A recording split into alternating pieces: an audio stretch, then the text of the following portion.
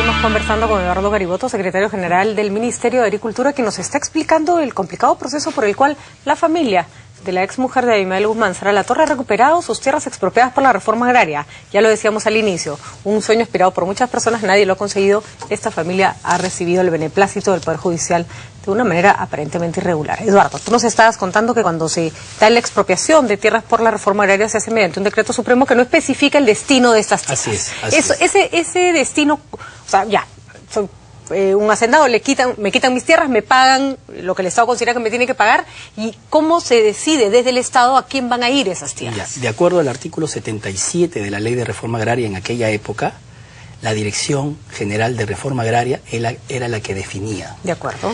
Entonces, una Dirección General lo que emite es una resolución directoral. Entonces, por resolución directoral se definía aquí cuál era el beneficiario, el destinatario de esas tierras, que podrían ser los campesinos o que podrían ser, por ejemplo, las cooperativas o las empresas estatales que tenían fines agrarios, ¿no es cierto?, y sociales. En este caso, lo que definió inicialmente la Dirección General de Reforma Agraria era ceder en uso las tierras a la creación de un centro de semillas de pasto que pertenecía en aquel entonces al Ministerio de Alimentación, que existía en esa época. Después se le cambia el destino a las tierras, se le cambia de beneficiarios y se saca una nueva resolución directoral ya en el año 90, en donde se le adjudica las tierras a algunos campesinos de la zona y finalmente en el año 94 se termina de adjudicar las tierras a los campesinos. En el año 95, recién se interpone la demanda. A nuestro entender, todo estaba perfectamente legal. Todo estaba perfectamente legal. Pero en la demanda argumentan que esos cambios de destinatarios, de beneficiarios, debió hacerse a través de un decreto supremo. Para que la teleaudiencia entienda, el decreto supremo lo emite el presidente. Debió emitirlo supuestamente el presidente de aquella época. Pero lo hicieron porque habían normas que tenían que ver con la urbanización de terrenos eriazos, que nada tiene que ver con el tema agrario, que decían que para una expropiación en ese sentido tenía que ser por decreto supremo. Entonces se colgaron de ese argumento, que era un argumento falaz, ¿no es cierto? Para una leguleyada, ¿no? Así es. Y eso no es todo. La sentencia casatoria de la Corte Suprema no solo amparó ese argumento, sino también dijo que tenía que proceder a la reversión a favor de la familia Latorre en base a la Ley General de Expropiación. Y la Ley General de Expropiación decía claramente, esta ley se aplica para todas las expropiaciones, menos para las expropiaciones que tienen que ver con minería y con reforma agraria. Acá vamos a separar varias cosas, Eduardo. Si es que es la familia de Sara Latorre lo que da, vamos a decirlo así, más cólera, pero si esto fuera legal, aunque fuera la familia de Abimael Guzmán, si le toca, le toca, y el Estado debería poder actuar de acuerdo a ley. En estos casos se están agarrando aparentemente de una leguleyada para que estas tierras regresen a sus propietarios originales. ¿Cuántas tierras de la reforma agraria, o este es el único caso en que se asignó el destinatario vía una resolución directorial, o todas las personas o todos los grupos que tienen tierras asignadas por el Estado por reforma agraria lo recibieron de la misma manera? El dato que te puedo dar es que después salió una sentencia del Tribunal Constitucional que determinaba, ¿no es cierto?, de que esto no procedía. O sea, lo que normalmente se está haciendo es indemnizar y pagar a aquellas personas que no pudieron cobrar sus bonos de la reforma agraria.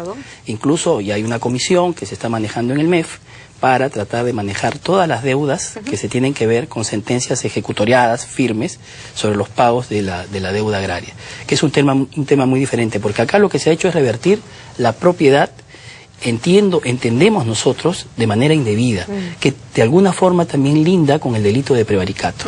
Ahora, la Corte Suprema lo que hace es revisar, ¿no es cierto?, por eso es una corte de casación, si es que lo hecho en instancias menores, se ha hecho limpiamente, se ha hecho de acuerdo a ley, que no hay vicios procesales, no mide la calidad de la sentencia, no dice ni siquiera si la sentencia es buena o mala, sino si es que se ha actuado de acuerdo a ley, ¿no es cierto? La Corte Suprema aquí se pronuncia sobre el tema de fondo también, en su calidad de tercera instancia, pero para que se interponga un recurso de casación, lo que se tiene que argumentar es que no se ha aplicado la ley que correspondió aplicarse, o en todo caso se aplicó indebidamente una ley, o que se afectó el debido proceso. que es en este caso, irónicamente, la sentencia casatoria más bien aplica leyes que no se deben aplicar, ¿no? E incluso no aplica aquellas que se deben aplicar, que tienen que ver estrictamente con la reforma agraria. Entonces, eso es lo extraño, y además el artículo 418 del Código Penal dice claramente que el juez o fiscal que dicta resolución o dictamen manifiestamente contrario al texto expreso y claro de la ley. Ellos argumentan la sentencia casatoria para favorecer a la familia Latorre en base a la Ley General de Expropiación, que como ya dije, expresa y claramente dice que no es para el tema de la reforma agraria. Entonces ahí estaríamos hablando de una probable causa de delito de prevaricato. ¿Se puede sentar un precedente para quienes añoran, probablemente con razón, o aspiran a recuperar sus tierras expropiadas por reforma agraria? Es decir, todo el que vea que en su caso el destinatario recibió las tierras de la misma manera como esta comunidad campesina puede alegar, y la Corte debería actuar de acuerdo con su lógica en el mismo sentido. Estamos abriendo un precedente muy como ya peligroso. Dije, ¿no? En realidad ya el Tribunal Constitucional, después de emitida la sentencia, dio una sentencia, tengo entendido, que es vinculante y que define que esto ya no procede. Pero en esa época no estaba esa sentencia, y quizás por eso, de alguna manera, Río Revuelto, Ganancia de Pescadores, podrían hacer este tipo de supuestas leguleyadas, ¿no es cierto? Ahora, nosotros hemos ido a Ayacucho. Hemos ido a Ayacucho el día sábado, nos hemos encontrado con todos los comuneros, y ha sido sobrecogedor el recibimiento, porque hemos encontrado personas que en realidad se sienten excluidas y que ahora en este momento tienen sus títulos de propiedad, que dice que el Estado peruano les da su título de propiedad, con una anotación al margen que dice que se ha inscrito esta sentencia. Entonces, si ellos de esa agricultura de subsistencia quieren pasar a una agricultura de progreso capitalizándose para mejorar sus cultivos, necesitan ir con su título de propiedad a una entidad financiera, por decir. Se asocian, por ejemplo, ¿no? Y van a la entidad financiera va a decir, yo no puedo reconocerte un pago, un crédito, porque necesito garantías, y ese título ahorita no me sirve como una garantía. Entonces, eso es lo triste, porque ellos, con esta situación, están perdiendo esa oportunidad que el mismo Ministerio de Agricultura les quiere brindar. No, y además hay gente que ha peleado por esa tierra durante años, la ha trabajado, ¿no? Estamos hablando de gente que tiene su título de propiedad, de gente que tiene su familia, que está afincada ahí muchos años, que ha visto crecer a sus hijos en esa tierra bendita para ellos, y que finalmente ahora se sienten despojados, y de esa agricultura de subsistencia que nosotros queremos revertir en ellos para que sea una agricultura de progreso, porque estamos embarcados en el tema de la inclusión social, hoy por hoy se hace imposible por esta sentencia que, a nuestro entender, es prevaricadora. Entonces, ¿cuál es la medida que toma el Ministerio de Agricultura en este caso? El problema es que la sentencia fue emitida en el año 2005 y el procurador en aquel entonces tenía 60 días, de acuerdo a la ley 23.506 de amparo y otras garantías constitucionales en aquella época, para poder interponer una acción de amparo. No lo hizo. Pero felizmente tenemos 13 hectáreas que están afectadas al Instituto Nacional de Innovación Agraria, que pertenece al sector y es una oficina pública adscrita al ministerio. Entonces, a través de esa situación, en base a esa situación, vamos a plantear una acción de amparo. Porque el INIA, el Instituto Nacional de Innovación Agraria, no ha sido notificado con la sentencia. Ha sido notificado el Ministerio de Agricultura. Y el INIA goza de cierta autonomía, pero es del sector. Entonces, vamos a plantear una acción de amparo que incluso les podría servir de ejemplo a los propios comuneros para que ellos hagan suya también sus acciones de amparo similares. Pueden utilizar de repente esa acción de amparo como una plantilla, porque la realidad es la misma en todo, ¿no es cierto? Y buscar de repente que el Ministerio de Justicia, articulando con ellos, con sus abogados que dan defensa gratuita, y la misma Defensoría del Pueblo, los apoye, porque ellos no tienen recursos económicos. Son gente que tiene, como ya dije, una agricultura de subsistencia, y ahora está en una penosísima e indignante situación. No, realmente, ojalá que esto se revierta, ojalá que esto... Sí, yo quería comentarte, el señor procurador del Ministerio de Agricultura, que es el que finalmente tiene la decisión con el pool de abogados de cumplir con su función propia, que es, si se detecta que ha habido algún delito, denunciarlo. Así es. Me ha llamado por teléfono hace media hora y me ha comentado que ya se tomó la decisión y que mañana, más tardar, se está presentando las acusaciones constitucionales contra los 4 vocales que fallaron, a su entender y a nuestro entender también, prevaricadoramente en contra de estos campesinos. ¿Qué son quiénes? No tengo acá los nombres, perdón, tengo acá la sentencia. 4 vocales van a ser acusados constitucionalmente por el procurador del Ministerio de Agricultura por haber tomado una decisión. El fallo ha sido muy ajustado, porque existieron 3 vocales que fallaron a favor del Estado. Uno de esos 3 vocales ha sido el doctor Cabala, que ha sido procurador contra el terrorismo en la época en que el terrorismo estaba en la cúspide. Entonces, hoy, de acuerdo al artículo 99 de la Constitución, vamos a presentar una acusación constitucional que va a ir al Congreso de la República, va a pasar a la subcomisión de acusaciones constitucionales que pertenece a la Comisión Permanente, se va a generar todo un proceso parlamentario y finalmente el Pleno va a decidir si se levanta o no la inmunidad a esos vocales para que proceda esto por el fuero ordinario, ¿no? Y más allá que decíamos que se había que separar las cosas y si a la familia de la señora Latorre le correspondía, pues Así es. le correspondía acá, sí es interesante hacer una aclaración o una observación que a mi criterio parece importante.